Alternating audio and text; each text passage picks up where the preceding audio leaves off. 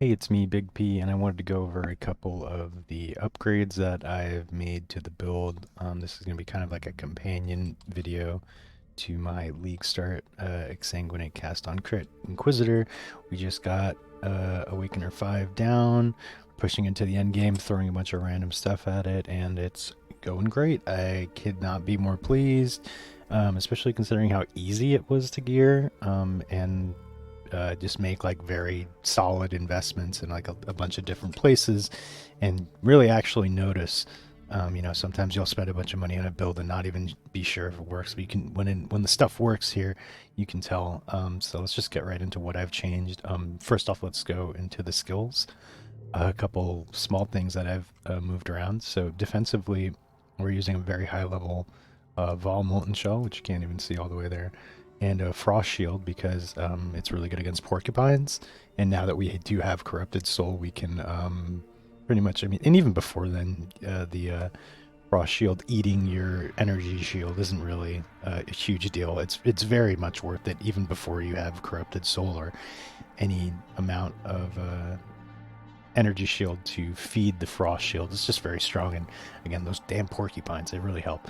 I moved the Blood Rage onto the left click here and the Corrupting Fever link. Not that it does anything, so the Corrupting Fever has been moved down to a 3 link. Like I said before, you can definitely move this down a bit in terms of if you want more. Like you could put a Vitality here instead if you want to get into more. I found that I'm still not running Vitality, and I haven't needed to, even just the base. It might even be like the base regen from Consecrated Ground and the Lingering, like that's it. I don't think I have that much else on the tree, and with nothing else in my current life pool of 6.6k, we're regenning almost 700 life, and that is of course energy shield as well. So I haven't found a needed, obviously, for like hardcore or something. Maybe you will want to try that. But yeah, so we put that on the left click, and damn, that's level 26 Blood Rage. Not that that really matters, but we did get +1 to max frenzy charges, which is really nice while mapping. That's just generic damage all over the place.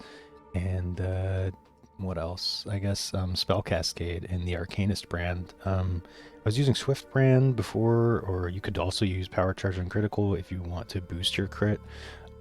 But Spell Cascade works for both Blade Blast and Vulnerability in a really nice way, just to help with coverage, in terms of making sure that more stuff is cursed and unnerved by the Blade Blast.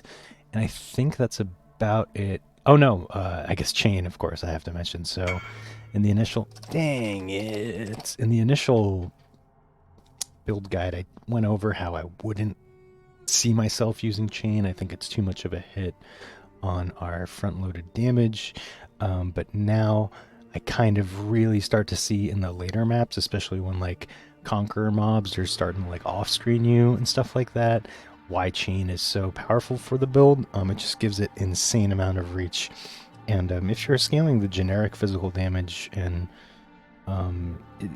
or the just generic damage, be it from either the Cyclopean Coil, or just and like weird jewels on the tree. I'll go over my jewels as well and have an updated POB. You kind of don't really need it. I mean, with the chain, it's definitely a huge. I mean, you really notice. Actually, it's not even that bad on that initial hit there. It's still over 40k, but the damage over time actually starts to be really the brunt of your. I mean, it's almost 100 after you do a flame dash. It definitely goes up to 100 k DPS, which can stack 3 times, way beyond what your front loaded. There's just no way to scale that initial hit. I actually tried messing around a little bit with some elemental conversion, but no, it really is a damage over time build and skill. The more and more I try and scale the damage, and it kind of works out better that way. When you have Chain, you just tag a bunch of stuff with a very powerful damage over time, and that'll clear. It helps with the clear, which was really the biggest problem with the build.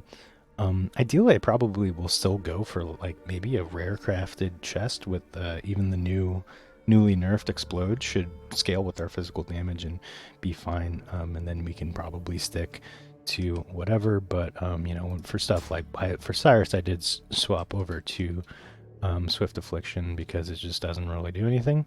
But in stuff like the Maven fights and like multi-way fights, and in some niche cases where the boss fight has ads and stuff like that, if you tag an ad and it shoots to the boss, like you're kind of safely DPSing with the cast on crit skill that normally needs a Cyclone. So I guess I can go into why I felt comfortable going into chain now on some of my gear. So real quick, the jewels that I got. So Corrupted Soul is here in Glorious Vanity. That's why I have a bunch of ES. I actually had more ES. I guess I should go over... Let me go over the gear real quick. I went for the second Cold Iron Point because shield wasn't really doing it for me, and I was trying to craft a shape shield, but then I'd realize, you know, I'd have to go back into Glancing Blows, and then probably into Sanctuary, and then a bunch of other stuff. So I'm actually going to forego crafting a shape. I mean, it might still be better if you can get like an insane shield that gives you like +1 to all spells, and then +1 to fizz spells, and then also recover life on block, and then whatever else. But way easier to just buy another Cold Iron Point, which are about, what, like a dozen chaos about now. It's really going to be hard to beat this stupid shit like this. I wonder if they're going to do something like limit it to 1 or whatever. Because, you know, having a level 26 Exsanguinate, this is level 20 on the gem itself. You know, this could go up to 27. It's just pretty insane. So Corrupted Soul, fire damage does nothing. The crit strike chance is virtually nothing because we have brought ourselves up to 625 effective increase crit. And some chaos resistance we've gotten into the build. We're kind of bouncing between these nodes here and then some interesting cluster jewels I'll get into, but I just wanted to mention Corrupted Soul is amazing and you need it here. I initially thought I was going to do it here, but then you kind of mess with the Veteran Soldier, which you don't want to touch. And then yeah, so things like increased damage and global physical damage are really nice on jewels. They just really bump that damage up. And then as we go into cluster jewels, you get some really nice things like Master the Fundamentals, which is just all res and a bunch of physical damage with reduced elemental damage that we don't care about. And then Iron Breaker is another very crucial node because you get overwhelmed physical damage reduction, which, like I said in the initial video, is only in a number of places on the tree. So 1 and maybe 2, if we can fit another one in here, would be amazing. And then for the medium cluster jewels, a crit strike one actually isn't that great. The increased generic damage and crit strike here is nice, but I probably would go for another damage over time one here. I got insanely lucky and kind of just rolled on into Student of Decay and Flow of Life, which are just kind of perfect. They really buffed that that dot. And then what do we have here? Just a big life, and this isn't even that good, but I like the life. And hinder on hit with spells, damage over time while holding a shield. Unfortunately, had that before. I decided to go for 2 iron points and some flat fizz to spells. Just, you know, just damage. Once I made this investment, I felt okay going over into chain. It still feels like amazing, even on rares up to tier 16. You just tap it. You might have to hit the rare once or twice more than you would, you know, anything else, but you tap the button and the whole screen explodes, especially with the chain. What else? I guess we should go into the gear that I've invested into. Still using the same boots and the same chest piece, just a 6-link. Like I said before, maybe an explodey chest would be in the works for like going crazy with it, but I don't know. That would only help with like clear and stuff, which we've already kind of solved by using chain.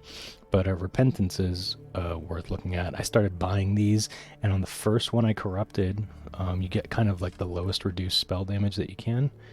And I got +1 to max frenzy charges, which isn't perfect. It isn't totally necessary by any means, or actually even that good for the build if you're not going to use Blood Rage. But I mean, it's really just Iron Will that we're going for. I mean, I think I said in the initial video, like, oh man, I wish we could apply Strength's damage bonus to spell damage. And here you go, this is how you do it. You can very easily hit the requirements, and yeah, you get a lot of damage from it. Speaking of a lot of damage, and also getting kind of lucky, I was able to buy a Hubris Circlet with the Exsanguinate enchant. As a side note, just generally speaking for builds, and I guess just in the game from now on because of the reworked labyrinth system, I feel like home enchantments are going to be way easier to get no matter what. I mean, Exsanguinate is like the new meta skill, and I got the Uber Lab enchant on it on a fucking hubris circlet item level 86, and I slammed a fat essence on it and got tier 1 life, tier 2 life, but it's hybrid with tier 1 energy shield, tier 1 yeah, and then tier 1 fire res. So I'm like, psh, that's fine. Let's keep that.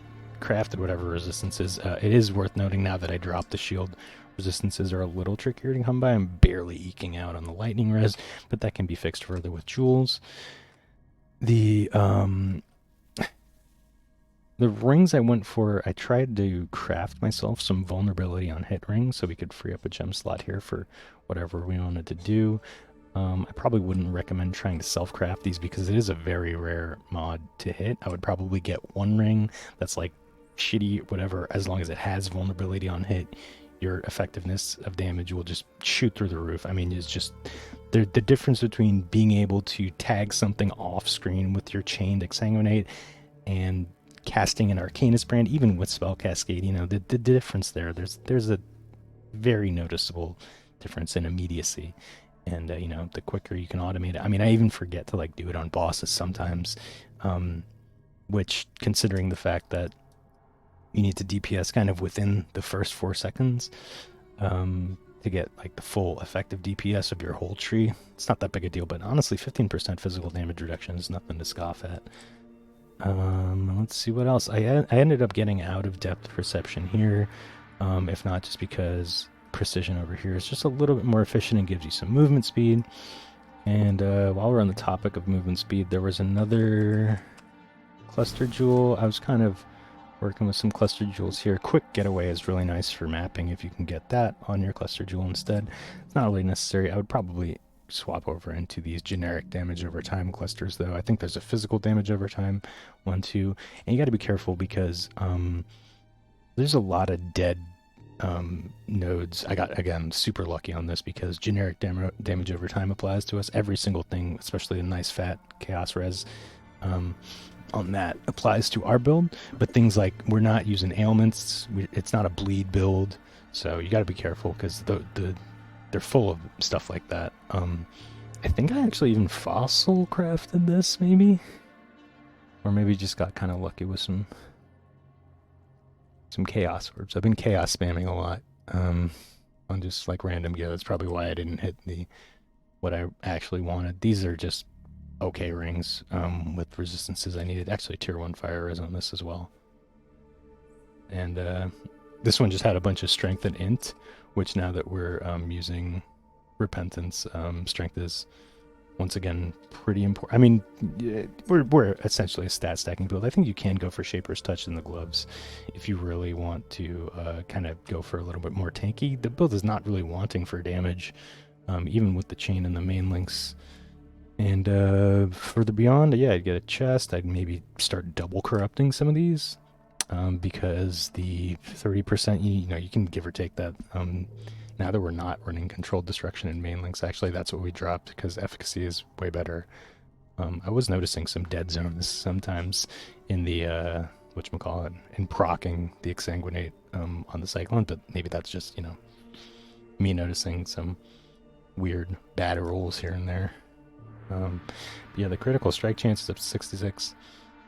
Chance to hit's a little bit lower, but you know what? Like, with 6 attacks per second going up to, I think, 7 with everything up, it's really not that big a deal. Especially considering you just need to chain once on one pack and just blow up the whole screen. But yeah, it's been nice. I was going to stream, but especially because I wanted to stream the Awakener fight, where the song didn't play. I paused and I turned up the music to hear the really cool Sirus music. And, you know, it was almost more jarring than, like, I've heard there was a lot of bugs with the Sirus fight, like not spawning actual things and people dying to weird shit. But it was even more troubling to just have a completely silent one. But that's besides the point. I wish I was streaming because that would have been interesting to also proof of the Awakener 5. But I'm going to go for Awakener 8 and maybe 9 beyond. we'll see. I'm enjoying the build. I'm gonna keep doing it, streaming here and there when I can. I kind of am more. It's more fun to like watch stuff on my second stream than the second screen than stream to basically no one a lot of the time. So yeah, stop by on Twitch or something if I'm there when I'm there, or just say hey here, and let me know if you have any more questions or any more suggestions for what I can do to push the build beyond. Because I think we're reaching the point of severely diminishing returns. You know, you can only get slightly better cluster jewels than the one I have. Well, you can probably do a little bit better. I had a do I have another one? Am I selling that? I had one that has. Oh, that's quick getaway. Where was it? This one. There's another one that had like a bunch of chaos res on the wheel itself and like increased effect. And each one of these is 12 percent physical damage, which goes up to 15. That was really nice. I almost brought myself up to 0 chaos resist with that, but I bounced between those. I'm probably going to get out of this one to get another Fizz multi, like I say, and that's it. Cast on crit, Exsanguinate, it works like well into the end game. I guess we're going to start throwing some other crazy stuff at it. I've kind of been like running my like eye level 80 plus heists and stuff like that, and been totally fine with it, just real smooth. So yeah, remains to be seen what I do next. Probably just gonna get as many challenges done with this build as I can, and keep on playing and keep on trekking. So thanks for watching. I'll see you in the next one.